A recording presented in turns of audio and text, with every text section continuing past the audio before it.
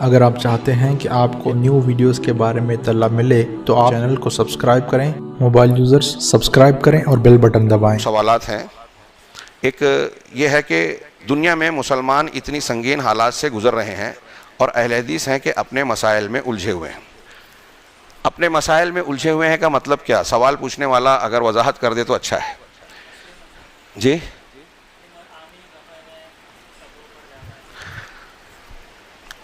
ندیم بھائی نے وضاحت کی کہ اس سے مراد یہ ہے کہ جیسے آمین رفع الیدین، میرا خیال ہے کہ یہ تو ایک تشہیر اور پروپیگنڈے کی بات ہے۔ آمین رفع الیدین کی بات آپ دیکھیں، اہل حدیث میں کتنے ایسے افراد آپ کو ملیں گے سماج اور معاشرے میں جو لوگوں کو پکڑ پکڑ کر اس مسئلے پر محنت کرتے رہتے ہیں۔ شاذ و نادر میرا اپنا مشاہدہ تجربہ یہ ہے کہ اگر کوئی شخص اہل حدیث ہوتا ہے یا حدیثیں پڑھنے کے بعد رفع الیدین شروع کرتا ہے تو جو نہیں کرنے والے ہیں وہ چھڑتے ہیں، ایسا کیوں کر رہے ہو، مذاق اڑاتے ہیں، مکھی اڑا رہے ہو کیا، یہ منسوخ ہو چکا تھا، اس قسم کے دعوے شروع کرتے ہیں۔ اب وہ بندہ جو اس کو سنت سمجھ کر اختیار کرتا ہے اور سنت ہے تو وہ اس کا جواب دینے لگتا ہے۔ تو کیا ہم یہ کہیں گے کہ ہم اس مسئلے میں الجھے ہوئے ہیں؟ تو جو کرنے والا ہے وہ الجھا ہے یا جو ٹوک رہا ہے وہ الجھا ہے؟ ایک بات۔ دوسری بات یہ کہ ہمارے دین کے مسائل میں سے ایک رأس العبادات نماز ہے۔ نبی پاک صلی اللہ علیہ وسلم نے جب نماز بتایا کہ فرض ہے، یہ بالکل موٹی سی بات ہے جو میں ابھی اتنی لمبی تقریر کیا، لمبی تمہید ہو گئی، اس کا مقصد کیا تھا کہ ہم کو اللہ کے سامنے جھکنا ہے، رسول کی بات ماننی ہے، تو پورے دین کو اختیار کرنا ہے۔ ہمارا دین صرف سیاسی امور کا نام نہیں ہے، صرف روزے کا نام نہیں ہے، حج صرف دین نہیں ہے، شادی بیاہ صرف دین نہیں ہے، زندگی کا ہر پہلو ہمارے دین کا حصہ ہے۔ ایک مومن بندہ شادی بھی کرتا ہے تو وہ بھی دین ہے، اور لین دین کرتا ہے وہ بھی دین ہے، رزق حلال کے لیے کوشش کرتا ہے، بیوی کے حقوق ادا کرتا ہے، بیوی کے لیے، بیوی بچوں کے لیے لقمہ تیار کر کے ان کے منہ میں ڈالتا ہے، یہ بھی دین ہے، اجر و ثواب کا باعث ہے، آپ جانتے ہیں۔ تو اب ہم جب دین کی چیزیں اختیار کر رہے ہیں تو اس میں ایک بہت اہم چیز ہے، اللہ کے رسول صلی اللہ علیہ وسلم نے فرمایا نماز فرض ہے، قرآن نے فرمایا اقیموا الصلاۃ۔ نماز جب فرض ہے تو نماز کا سیکھنا فرض ہے کہ نہیں؟ کیا ہم یہ کہہ سکتے ہیں اللہ کے پاس کل کوئی بھی کہہ سکتا ہے کہ بھائی اللہ تعالیٰ تو نے نماز تو فرض کی تھی، یہ مجھے پتا تھا لیکن یہ معلوم نہیں تھا کہ نماز پڑھتے کیسے ہیں، اس لیے میں نے نہیں پڑھی، یا پڑھی تو غلط پڑھی، چلے گا؟ نہیں۔ اسی لیے کہا گیا حدیث میں طلب العلم فریضۃ علی کل مسلم، یہ سوال جواب کے ضمن میں بھی اس پر غور کر سکتے ہیں کہ علم کا سیکھنا اس لیے ضروری ہے، علم کا طلب کرنا ہر مسلمان پر فرض ہے۔ یہ کون سا علم فرض ہے؟ ہر مسلمان کو انجینئر بننا فرض ہے، ڈاکٹر بننا، وکیل بننا، ماہر فلکیات بننا، سائنٹسٹ بننا فرض ہے؟ نہیں۔ کیا بننا فرض ہے؟ کون سا علم حاصل کرنا فرض ہوا؟ جو دین کے ضروری علم ہے۔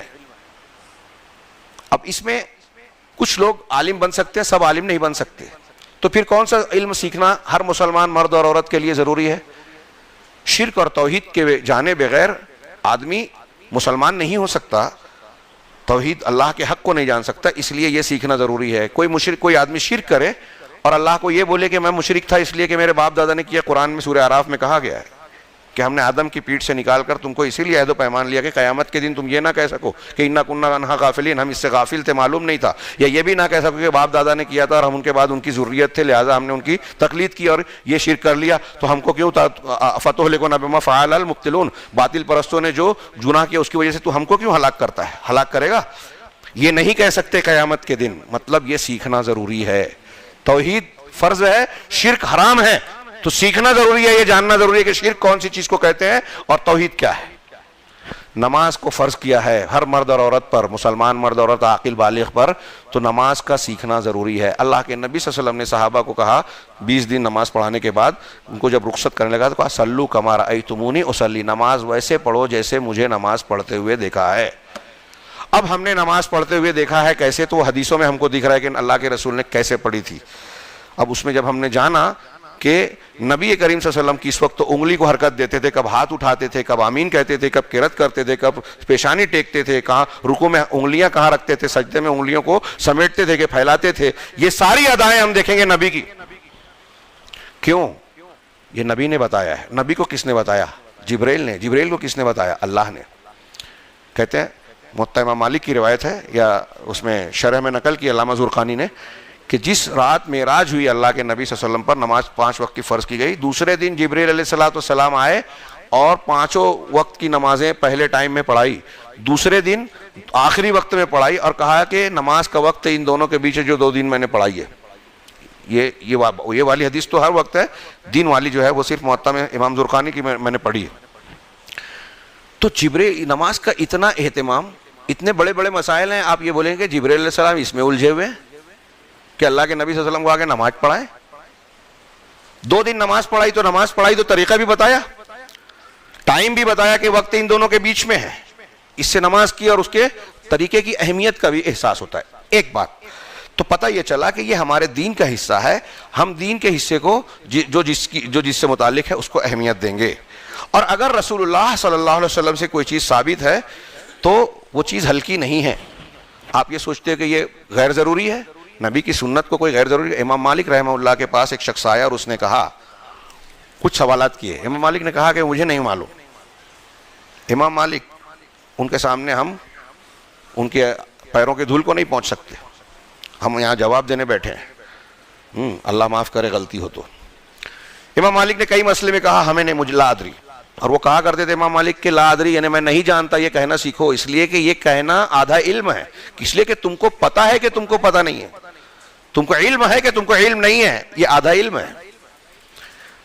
تو امام مالک نے جب کئی مسئلے میں اس آدمی سے یہ کہا کہ مجھے نہیں معلوم، تو اس آدمی نے کہا کہ ارے آپ امام مالک ہیں، امام اہل مدینہ ہیں، مدینہ والوں کے امام بولے جاتے ہیں. کہا ہاں میں مالک ہوں. تو کہا اتنی چھوٹی اور ہلکی باتیں نہیں جانتے؟ تو امام مالک کا جواب بتانا چاہ رہا ہوں. انہوں نے کہا کہ اللہ اور رسول کی صلی اللہ علیہ وسلم کی کوئی بھی بات، دین پورا کا پورا اللہ کی طرف سے آیا نا، تو اللہ کی کوئی بات ہلکی نہیں ہے. کیا تم نے قرآن کی آیت نہیں پڑھی سورہ دہر کی، انا سنلقی علیک قولا ثقیلا، کہ ہم عنقریب تم پر بہت بھاری بات ڈالیں گے؟ تو اللہ کے نبی صلی اللہ علیہ وسلم پر جو بھی بات ڈالی گئی ہے، قرآن ہو یا سنت ہو، یہ بہت بھاری ہے، اس میں ہلکی کوئی چیز نہیں ہے. اب اگر کوئی چیز ہم کو معلوم پڑ گئی کہ اللہ کے رسول صلی اللہ علیہ وسلم یہاں انگلی ہلاتے تھے، تو اب دنیا کے لوگ کچھ بھی کہیں، ہمارے لیے سب سے، ایک مومن کے لیے سب سے پسندیدہ چیز یہ ہوگی، اللہ کے رسول نے کسی مقام پر بٹن لگائی تھی تو ہمارے لیے سب سے بہتر ہوگا کہ ہم یہاں بٹن لگائیں. اگر کھول دی تھی تو ہم کھول دیں گے، اس معاملے میں وہی بہتر ہوگا. کیا کوئی یہ کہے گا؟ یہ جو لوگ اس طرح کے اعتراض کرتے ہیں، امام مالک رحمۃ اللہ علیہ سے جب بادشاہ وقت نے بلایا اور کہا کہ تم نے ایک فتویٰ دیا ہے طلاق المکرہ لیس بشیء، زبردستی کی طلاق کوئی چیز نہیں ہے. بہت بڑا مسئلہ تھا کیا؟ آمین رفع الیدین تو نماز کی ہے، یہ تو نماز کا بھی مسئلہ نہیں تھا، طلاق کا مسئلہ تھا. خلیفہ نے یہ سمجھ لیا کہ میری خلافت میں نے کچھ لوگوں سے زبردستی بیعت لی ہے، تو امام مالک دراصل اس کو بھی رد کر رہے ہیں. امام مالک کو بلایا، کہا اپنا فتویٰ واپس لو. کہا نہیں لے سکتا، قرآن حدیث کی روشنی میں دیا ہے. کہا لو ورنہ سزا دیں گے. کہا میں کیسے واپس لے سکتا ہوں جبکہ میں نے حق بات کہی ہے، ایک سچی بات میں کیسے غلط کہہ دوں؟ کہا ہم سزا دیں گے. کہا منظور ہے. امام وقت ہیں، امام مالک، آج کا ہمارا کوئی عالم ان کے آس پاس نہیں پہنچ سکتا، بڑے سے بڑا امام کیوں نہ ہو وقت کا. ہاں، امام مالک رحمۃ اللہ علیہ کو منہ پہ کالک لگائی گئی، مونڈے اتار دیے گئے. امام مالک کے مونڈے اتر گئے، اس کے بعد ان کا ہاتھ مرنے تک نہیں اٹھتا تھا. اسی لیے آج مالکی لوگ جو نماز پڑھتے ہیں نا، آپ دیکھیں گے حرم میں تو کچھ لوگ آپ کو نماز پڑھتے کہ نیت نہیں باندھتے، رفع دین نہیں کرتے. وہ ایسا سمجھتے ہیں کہ یہ امام مالک کا مسلک ہے، جبکہ امام مالک کا مسلک نہیں ہے. امام مالک کا ہاتھ اٹھتا نہیں تھا، تو ان کے بعد شاگردوں نے ان کا یہی موقف نقل کر دیا، تو آج مالکی اسی پر عمل کرتے ہیں. موطا میں انہوں نے نیت باندھنا بھی نقل کیا ہے، رفع الیدین کی حدیث بھی نقل کی ہے موطا امام مالک میں. تو امام مالک کے مونڈے اتار دیے، منہ پہ کالک لگائی، گدھے پہ بٹھایا اور شہر میں، بستیوں میں، بازاروں میں گھمایا. لیکن امام مالک شرمائے نہیں، دبے نہیں، واپس نہیں لیا کہ یہ تو چھوٹا موٹا مسئلہ ہے، کیا اس میں الجھنا. امام مالک نے کہا من یعرفنی من عرفنی فقد عرفنی، جو مجھے پہچانتا ہے وہ پہچانتا ہے، ومن لم یعرفنی فلیعرف، اور جو نہیں پہچانتا وہ 5 پہچان لے. انا مالک ابن انس، میں مالک ابن انس ہوں، واقول طلاق المکرہ لیس بشیء، اور میں یہ کہتا ہوں کہ زبردستی کی طلاق کوئی چیز نہیں، میں اس پہ قائم ہوں. ایک پہلو اس کا یہ ہوا. لیکن ایک دوسرا پہلو جو اس سوال میں چھپا ہوا ہے وہ یہ کہ شاید یہ کہنا چاہتے ہیں کہ گویا اہل حدیث جماعت ان مسائل کو وہ اہمیت دیتی ہے جو اس کی اہمیت نہیں ہے، یا دوسرے اہم مسائل کو چھوڑ دیتی ہے. تو میں نے عرض کیا کہ یہ ایک پروپیگنڈا ہے. اہل حدیث کا بنیادی مسئلہ آمین رفع الیدین ہے ہی نہیں. ارے آمین رفع الیدین کے نہ ماننے والے، چونکہ ہمارے یہاں ہم احناف زیادہ ہیں ہمارے گرد و پیش میں، اس لیے سمجھتے ہیں کہ صرف اہل حدیث مانتے ہیں، لیکن ایسا نہیں ہے. رفع الیدین حنبلی بھی کرتے ہیں. امام شافعی کے یہاں تو، شوافع کے یہاں تو بہت سخت ہے. آپ کے کوکن میں چلے جائیے، آپ اہل حدیث اور شافعی میں فرق نہیں کر پائیں گے اس بنیاد پر، کیونکہ شوافع سب کے سب رفع الیدین کرتے ہیں. تو اہل حدیث کا مسئلہ نہیں ہے خالی یہ. اس لیے احناف کو تو اس پہ بحث بھی نہیں کرنا چاہیے. جب آپ خود بولتے ہو کہ چاروں مسلک برحق ہیں، تو چاروں مسلک میں تو رفع الیدین ہے، آپ کے اس میں نہیں ہے، 3 مسلک میں ہے.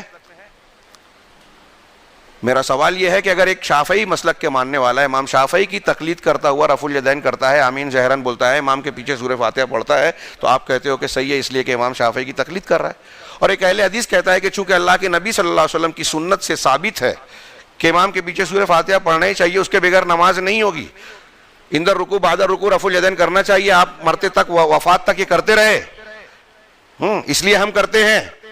آپ آمین بالجہر کی تعلیم دیتے رہے، اس لیے ہم کرتے ہیں.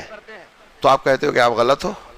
یعنی ہم رسول کی اتباع کریں تو غلط، وہ شافعی امام شافعی کی تقلید کرے تو صحیح. کیا فیصلہ کر رہے ہیں آپ؟ امام شافعی کا درجہ اللہ کے رسول سے بڑا ہوا ہے کیا؟ آپ ان مسائل میں کس طرح الجھے ہوئے ہیں آپ غور کیجئے. رہ گئی بات یہ کہ ہم اس میں الجھے ہوئے ہیں تو آپ کو بتا دیں کہ دنیا میں یہ شعور کہ کس مسئلے کو کہ اس کی اہمیت کیا ہے اور اس کا مقام کیا ہے دینا چاہیے، اہل حدیث سے بہتر کوئی نہیں جانتا. مسجد میں ہوں، اللہ کے گھر میں، اور پوری ذمہ داری کے ساتھ کہہ رہا ہوں، یہ اہل حدیث جانتا ہے. اور کس بنیاد پہ؟ سب سے زیادہ اہم مسئلہ اور بنیاد، شاید اس پہ بھی کچھ لوگوں کو اعتراض ہو،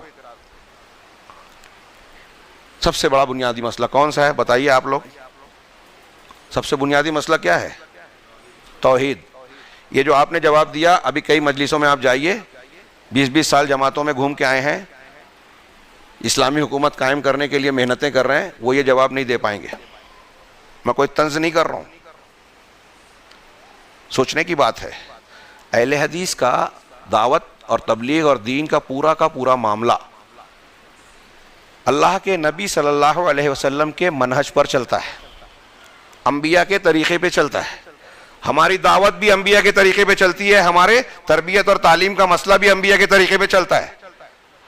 اور یہی حق ہے. نوح علیہ السلام نے 950 سال دعوت دی، قوم نے توحید کو قبول نہیں کیا، توحید سے آگے سبق بڑھایا نہیں، حکومت اور فلاں فضائل اور یہ سب نہیں بحث کی، ابھی توحید مانو. کسی بھی نبی نے جس کی قوم نے توحید کو قبول نہیں کیا، نبی نے اگلا سبق دیا ہی نہیں، اللہ تعالیٰ نے بتایا ہی نہیں. یہ بنیاد ہے. ہر نبی کی دعوت کا آغاز توحید ہے، انتہا توحید ہے. بچے کو تعلیم دے تو سب سے پہلے اللہ کے رسول نے کہا لا الہ الا اللہ سکھائے، کلمہ توحید. مرنے لگے تو آدمی کا کلمہ، اللہ کے رسول نے فرمایا جس کا آخری کلام لا الہ الا اللہ ہوگا وہ جنت میں جائے گا. توحید کے ماننے والوں کے لیے جنت ہے، توحید کا انکار کرنے والوں کے لیے جہنم بنی ہے. توحید سے ساری خوبیاں انسان کے اندر پیدا ہوتی ہے، ساری خرابیاں شرک سے پیدا ہوتی ہیں. اگر کوئی یہ کہتا ہے کہ توحید ہی میں پڑے رہتے ہیں تو اس کا جواب یہ ہے کہ آپ نے سمجھا ہی نہیں ہے. ابھی ایک صاحب نے کہیں عرب کا، وہ ہمارے دوست بتا رہے تھے کہ ان سے پوچھا گیا ایسی مجلس میں کہ بھئی اس پہ خطاب کیجئے کہ قرآن میں سب سے اہم حکم کیا ہے. تو انہوں نے توحید کو بیان کیا، تقریر کی. 2 روز کے بعد ان کے ایک استاذ کو کچھ اخوانیوں نے، جماعت اسلامی والوں نے جو ہے بولا، اور انہوں نے فون کر کے سوال کیا کہ ارے کیا قرآن میں صرف توحید ہی ہے؟ وہ مجھ سے بتانے لگے. تو میں نے کہا انا للہ و انا الیہ راجعون. لوگ دین سمجھتے نہیں ہیں اور دین کے سپاہی بن جاتے ہیں، داعی بن جاتے ہیں، مبلغ بن جاتے ہیں. توحید کے سوا کچھ ہے ہی نہیں. توحید نہیں ہے تو آپ کا کوئی عمل قبول نہیں ہے. اللہ کے دین کی دعوت اور لوگوں تک پہنچانے کے لیے اس ویڈیو کو ضرور لائک، شیئر، کمنٹ اور سبسکرائب